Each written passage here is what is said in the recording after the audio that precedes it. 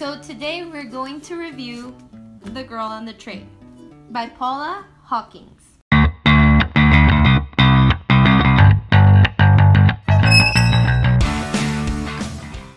First of all, we want to explain that we're going to rate books on a scale we made up of 10 Ames and Marias. So 5 Marias, 5 Ames. We made this so you know if you like books like Ame, like if you usually agree with her, you can just check the Ame rating and be like, oh, okay, it's a good book. And if you usually like books like me, you can just check the Maria rating and ta-da, voila. We hope it helps. This book is about a girl and she has a very sad life and she rides the train every day and well, she sees a family every day through the window, and every time she passes through a certain street when she's in the train, she looks over the window and tends to watch this couple very stalkery, and she creates like a whole story about these people and she names them and stuff. And then one day when the woman the woman disappears, she gets involved in the investigation, and that's about the basic plot. In this case, I think we agreed on the rating. It has 3 Marias and 3 Ames. Okay. So 6 out of 10 in total. I think it's okay. It's a good book. It's an okay book. I've liked others more. Exactly. It's a good book. You'll enjoy it. It's entertaining. But it's interesting. But it's not the best book you'll ever read. We'll talk more about it in the spoilery section of this video. If you stayed, it means you've already read it, or if you don't care about spoilers. Like Maria. I don't care about spoilers. Yeah. I like spoilers. I don't like spoilers. Another difference between us. Okay, so The Girl on the Train. Well, to be honest, I was kind of disappointed by the ending. Me too. Because I read it and I complicated it more in my head. I was like, oh my god, Tom and Anna are a team and they kill people together all the time. So at the end, when it turned out to be just like, like I got mad and I killed her, I was pretty disappointed. I wanted it to be a premeditated murder. Yeah, I'm with Maria in this. I really thought it was going to be premeditated, like a real motive behind it. I didn't go as far as Maria with all the serial killer thing, but I really thought it was going to be more profound. Yeah, I thought books have to be more dramatic than that. Yeah, I agree with that. They have to be more complicated. Also, I'm bothered by the fact that it's called The Girl on the Train, and she doesn't really spend that much time on the train. She should spend more time on it.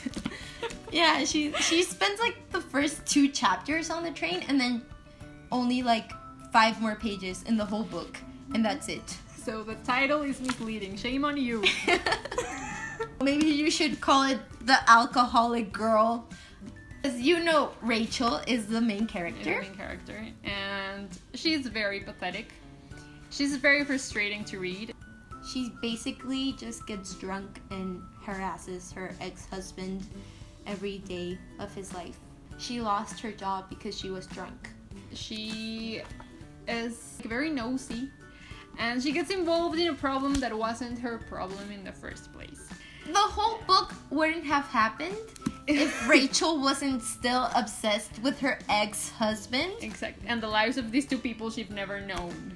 Yeah, she makes up these lives because they're like neighbors, her ex-husband and this couple, and she's always like staring at the couple so she doesn't see her ex-husband, and that's why she went crazy and made a life for them, which is weird. But I have to admit that I liked her more at the end because she stopped being extremely pathetic. So I thought that was good for her character. I liked that. Because life sucked for her. You feel sorry for her the whole book.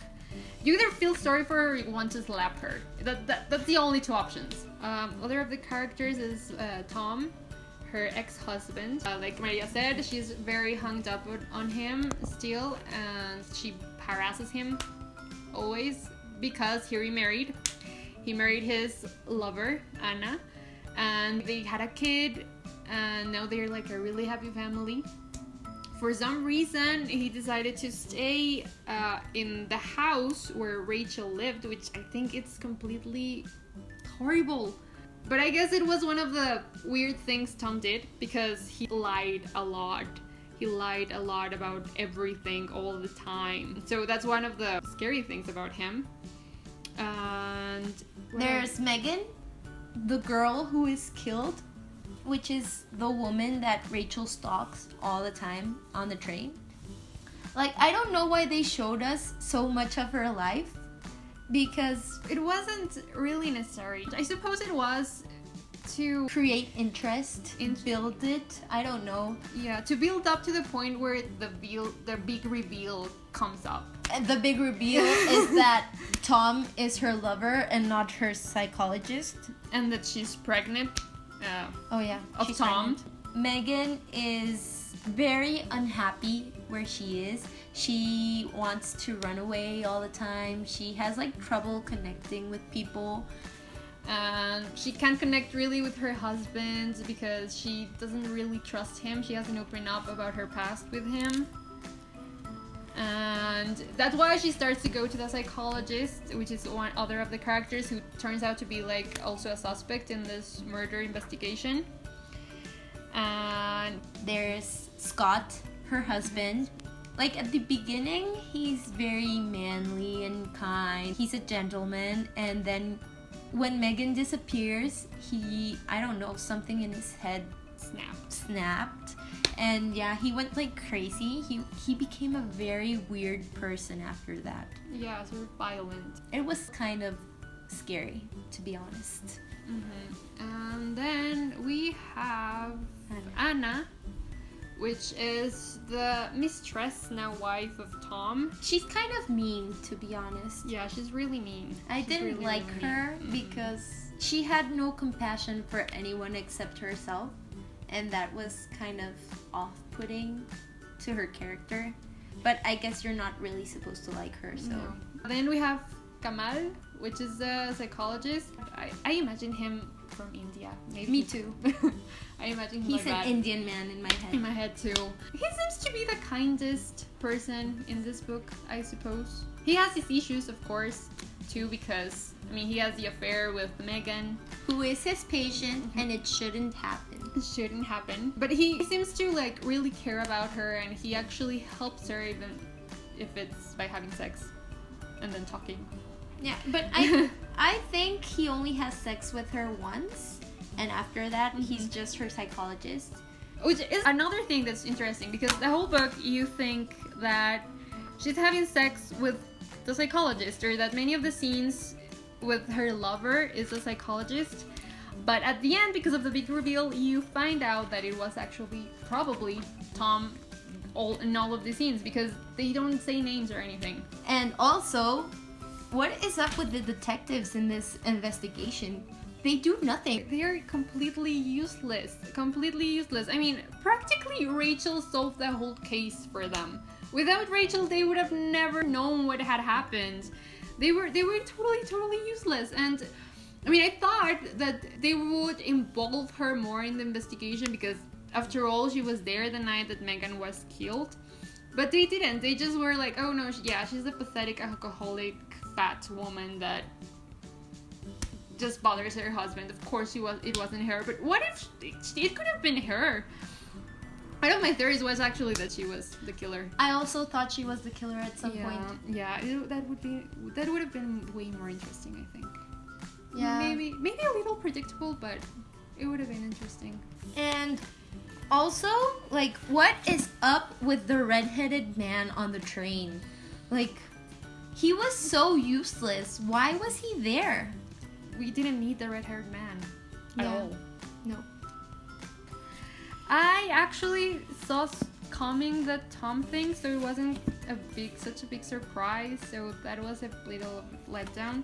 I'm not sure if it was actually predictable or if it was because I saw the movie trailer first before reading the book, and it sort of hints something like that. Well, I didn't watch the movie trailer, but like I said, I already knew it was Tom. I was just making up like a ton of theories around him. Yeah, and I think I also expected something darker because the book reminded me a little of Gone Girl. And if you've read Gone Girl, you know that the main character, well, spoiler alert, I guess, about this.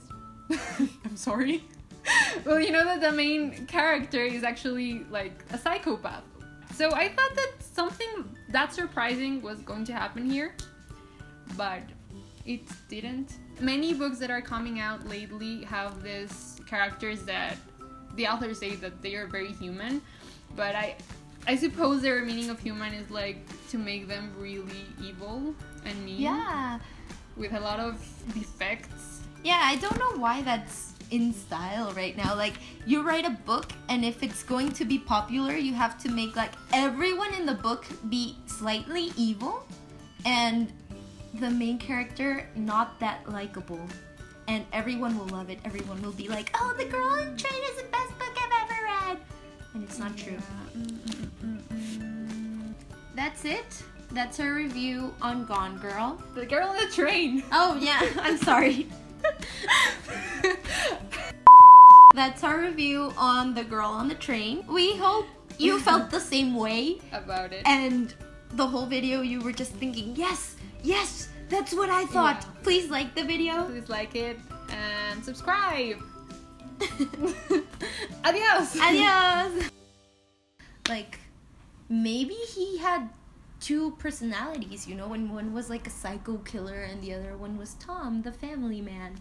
Or like, oh my god, Tom is a serial killer and he does this all the time, and no, like randomly the guy on the train who you never thought was the killer is actually the killer.